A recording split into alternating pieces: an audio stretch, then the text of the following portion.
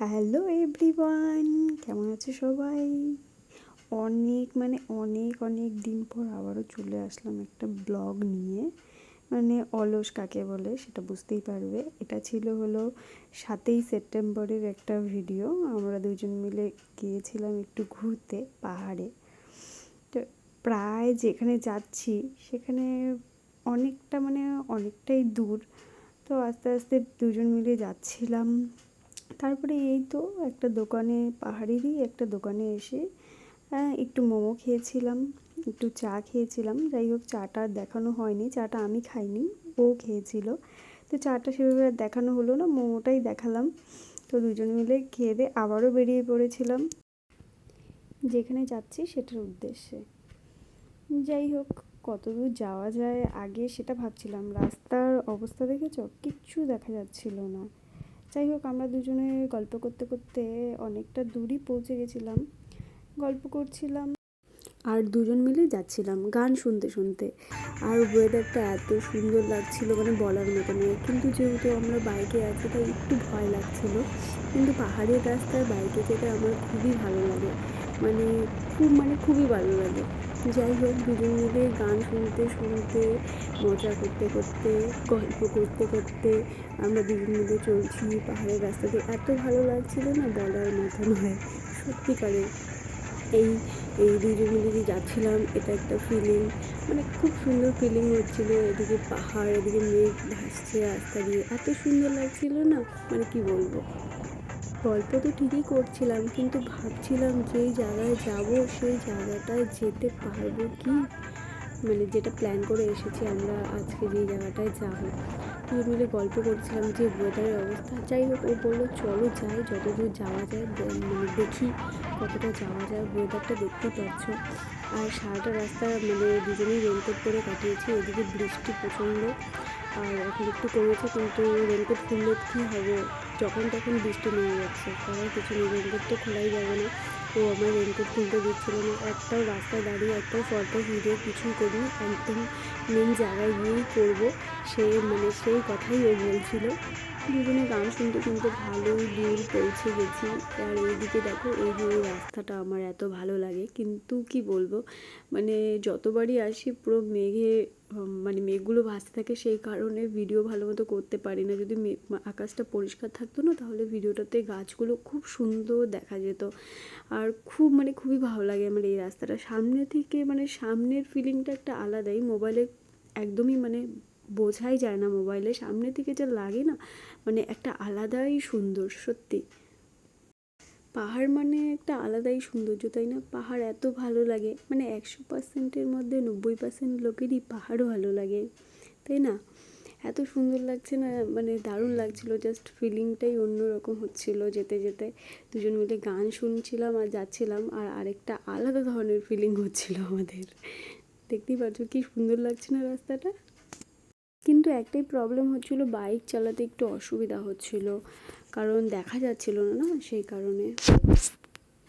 আর এই দিকে দেখো, ওয়েদারটা এত সুন্দর লাগছিল না। আমরা এখানে দাঁড়িয়ে একটু ওয়েদারটা ফিল করেছিলাম দুজন মিলে দাঁড়িয়ে। তারপরে এই তো দুজন মিলে আবারও রাস্তায় সুন্দর করে হাতের ভিডিও বানাচ্ছিলাম আর ফিল নিচ্ছিলাম দুজনে। और यहाँ पे राजा जी एक आखिरी मर्द थे जिन्हें कोई औरत ने सॉरी बोल रहा था। राजा जी मुझको माफ करना, गलती मारे से हो गई।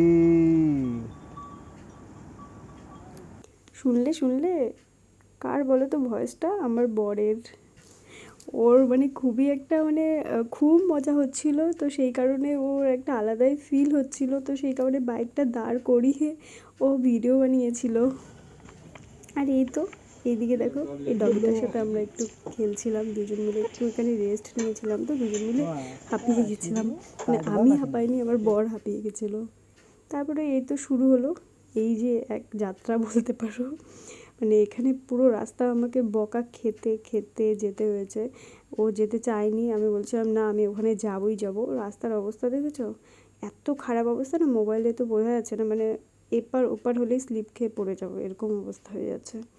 মানে হয়ে আছে, এরকম অবস্থা মানে বলার মতো না। এখানে আমি সাজেস্ট করব তোমাদেরকে, এই বৃষ্টির মানে সিজনে কেউ যেও না, গরমের দিনে, ঠান্ডার দিনে যেও, মজা পাবে। একদম অবস্থা খারাপ ছিল রাস্তার, মানে মানুষের দেখাই পাচ্ছিলাম না। এই একটা মানে লোক, মানে এরা কয়েকজন মিলে এসেছিল, ওই একটাই ওদেরকেই দেখেছিলাম। তাছাড়া পুরো রাস্তায় একটা লোকও ছিল, মানে ছিল না। আর সারাটা রাস্তা আমি বকা খেতে খেতে গেছিলাম। বুঝতে পারছো ভিডিওটা দেখে কীভাবে ভিডিওটা নড়ছে, মানে ভিডিও তো করাই যাচ্ছিল না, আমি অনেক কষ্টে ভিডিওটা করেছিলাম, দেখতে পাচ্ছো। মানে আমার তো খুবই ভয় লাগছিল, কিন্তু কি করব, মানে জেদ করে যেহেতু আসছি, তো সেই কারণে আমি ভয় পেলে তো চলবে না, আরও বকা খাবো। মানে প্রায় কাছাকাছি আমরা পৌঁছে গেছিলাম।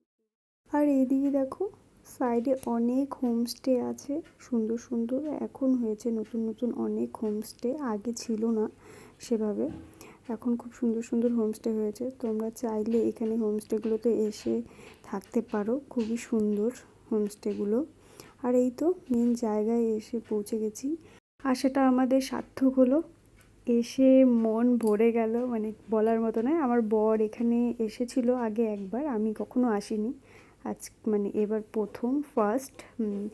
আর দারুণ দারুণ একটা ফিল হচ্ছিল, দারুণ লাগছিল দেখতে সামনে থেকে, খুব মানে খুবই সুন্দর লাগছিল। কষ্ট হয়েছে রাস্তার জন্য আসতে, কিন্তু এসে মনটা ভরে গেল, দারুণ লাগছে। কিন্তু টাইমটা আমাদের অনেক মানে অনেক টাইম হয়ে গেছিলো, তো সেই কারণে বেশিক্ষণ এখানে থাকিনি, এখান থেকে বেরিয়ে গেছিলাম। মানে বেশিক্ষণ আমরা এখানে থাকিনি, মিনিমাম 20 মিনিট এখানে দাঁড়িয়েছিলাম, দাঁড়িয়ে কিছু ফটো ভিডিও করেছিলাম, তারপরে এই তো যাচ্ছিলাম। দেখো আমি ভিজে কী হয়েছি, একদম পুরো চপচপে হয়ে গেছিলাম ভিজে।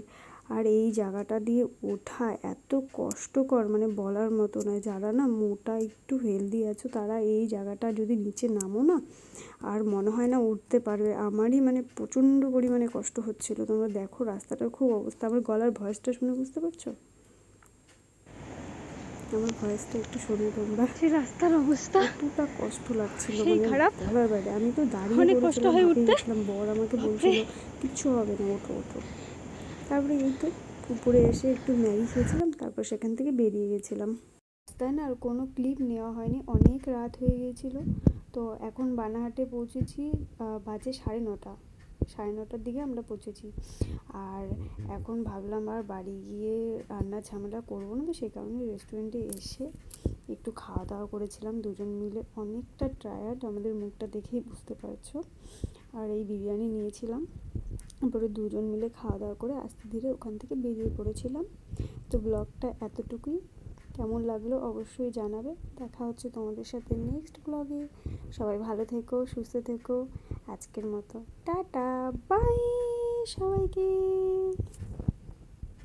গুড নাইট, সবাই ভালো থেকো। আর ও হ্যাঁ, বলতেই ভুলে গেছিলাম, যাই হোক এখন বলছি। আমার বর ভিডিওটা দেখবে, তোমাকে একটা স্পেশাল থ্যাংক ইউ, আমাকে এত সুন্দর একটা জায়গায় নিয়ে যাওয়ার জন্য অনেক অনেক অনেক থ্যাংক ইউ, চুমু।